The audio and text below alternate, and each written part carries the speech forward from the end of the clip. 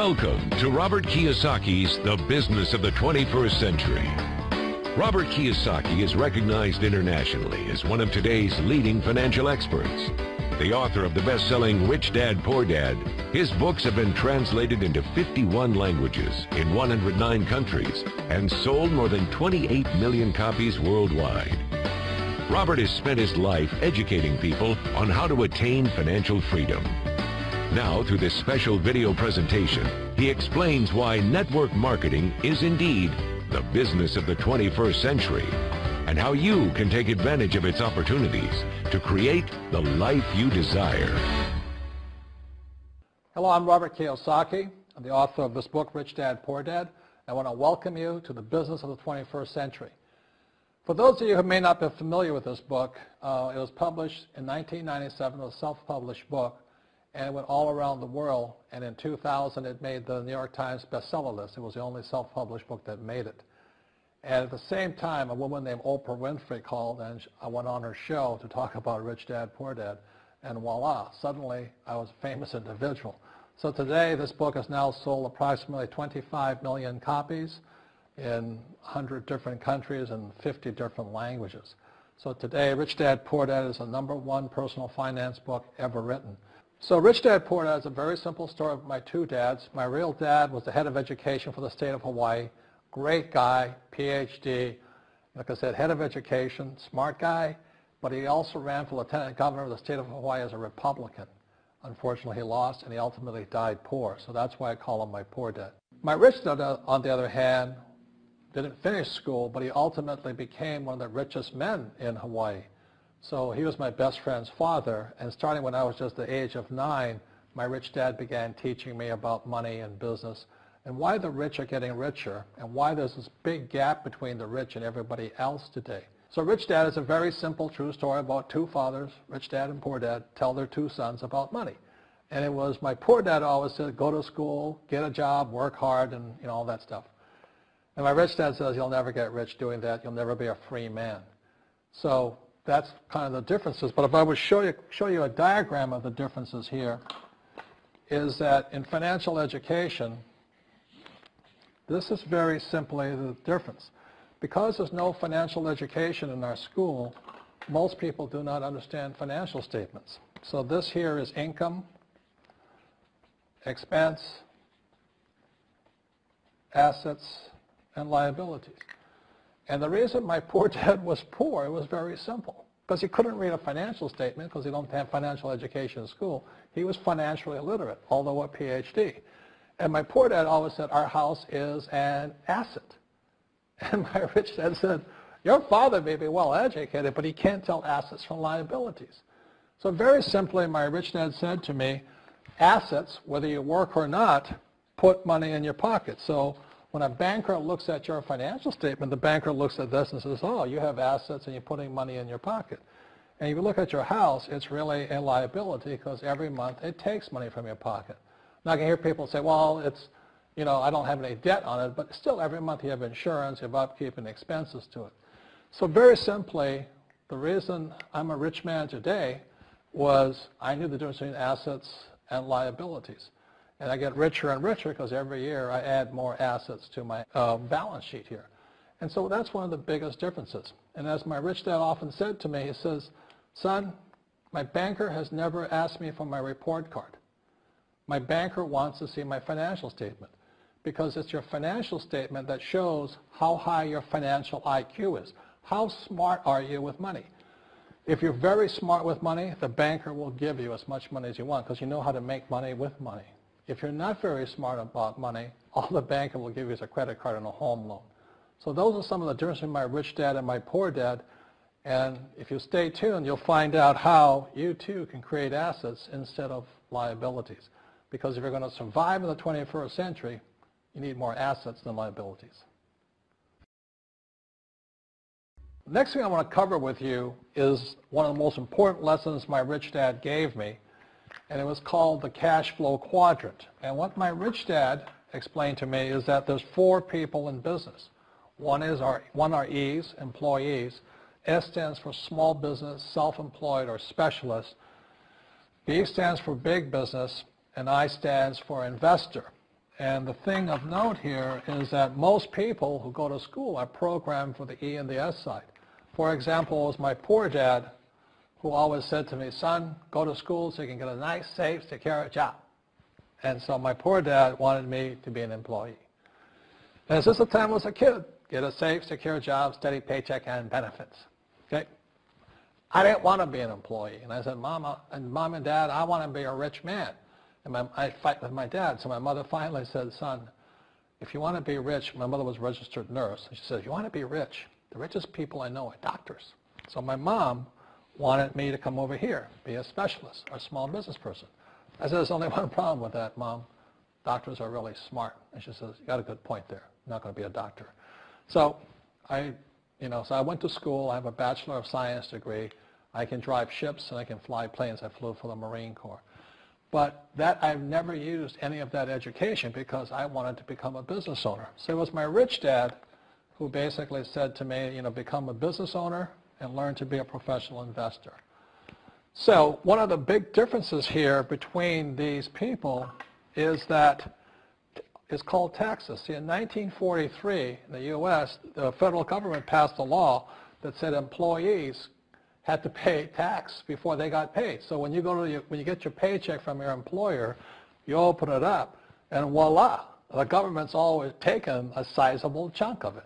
And the harder you work and the more money you make, the more money they take from you.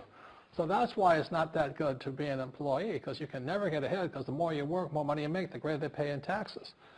Now, the doctors, the lawyers, and attorneys, accountants were all laughing, saying, oh, these guys, they're getting paying a lot of taxes. So naturally, the federal government changed the laws again. So in 1986 in the U.S., a thing called the 86 Tax Reform Act, and it basically took a lot of the benefits away from people who are self-employed, small business, doctors, and lawyers. So today in America, unfortunately, these guys pay the highest percentage in taxes.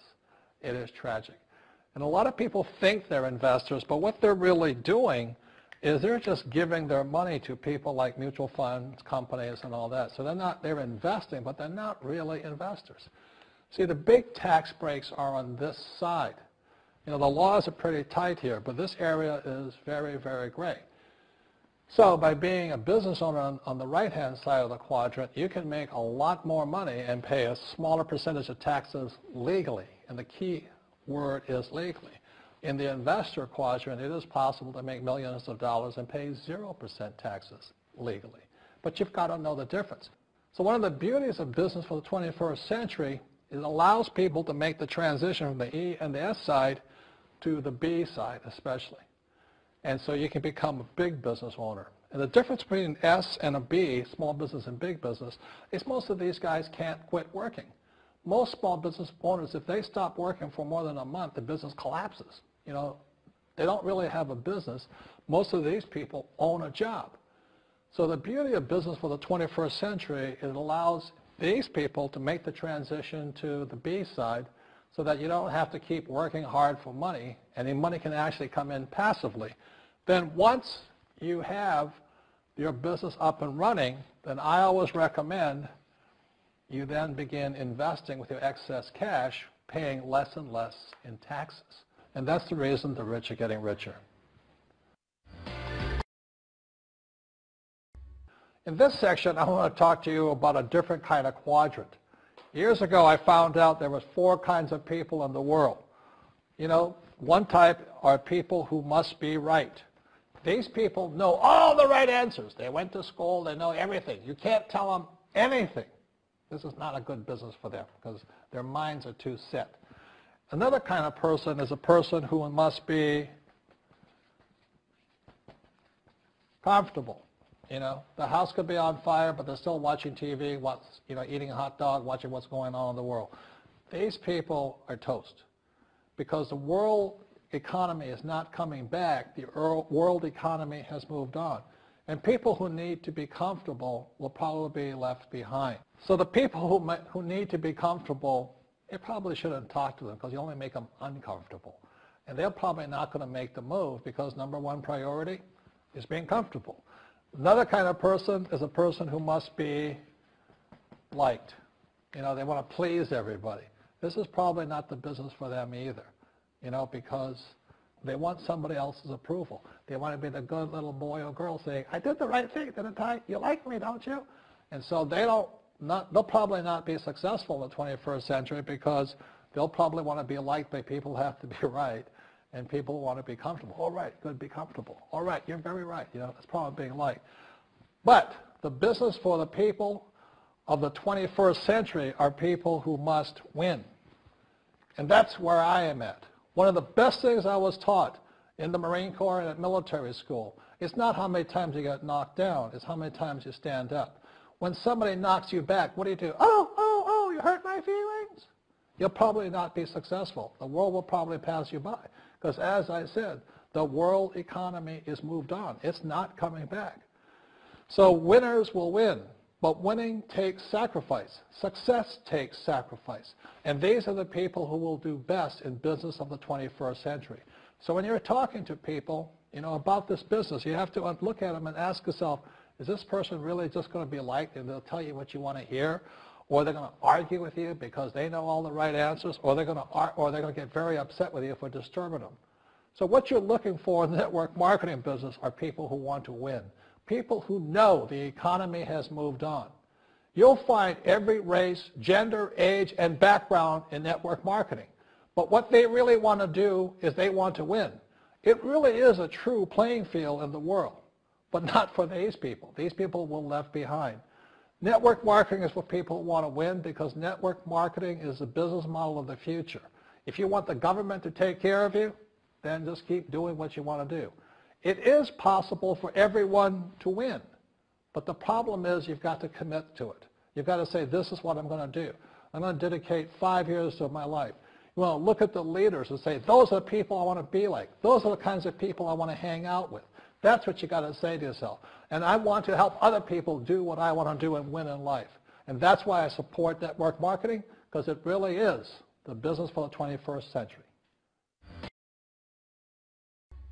As an entrepreneur, I have built many businesses from scratch. And as some of you know, a lot of them crashed also. Statistics show that most new businesses fail within the first 5 years, 90% in fact. And of the 10% that survive, the remaining 10% crash in the second 5 years. So in other words, most are gone in 10 years. So I've looked at many different models, and one that stands out for me is network marketing. And the reason for that, it takes very little upfront cash. It's low overhead. You can do it part-time. It means keep your daytime job, but do this part-time. And once the business is up and running, it can generate enough income so that you can move from the left side to the right side of the quadrant. So let me tell you about my introduction to network marketing, because I had a very closed mind to it. Since I can build my own businesses, I said, why do I need a network marketing business? But about 15 years ago, I have a good friend. His name is Bill, and this guy is the best real estate investor I know. He has tons of assets in here. So I said, Bill, why did you start a network marketing business? And his answer was very simple. He says, it's my way of helping people. But more importantly, he says, the reason most people can't invest in real estate is because they don't have a business. They don't make enough money simply because taxes, debt, inflation, and retirement savings are killing them. They cannot even invest. So my friend Bill, who is a professional real estate entrepreneur, he says, I started a network marketing business so the people that worked with me could start their own business and then invest money with him. So with that, I realized then that network marketing wasn't about making money, but it was about helping people to help other people make money so they become financially free. So the beauty of network marketing, I said, like it's very low entry point, doesn't take much money, you can do it part-time.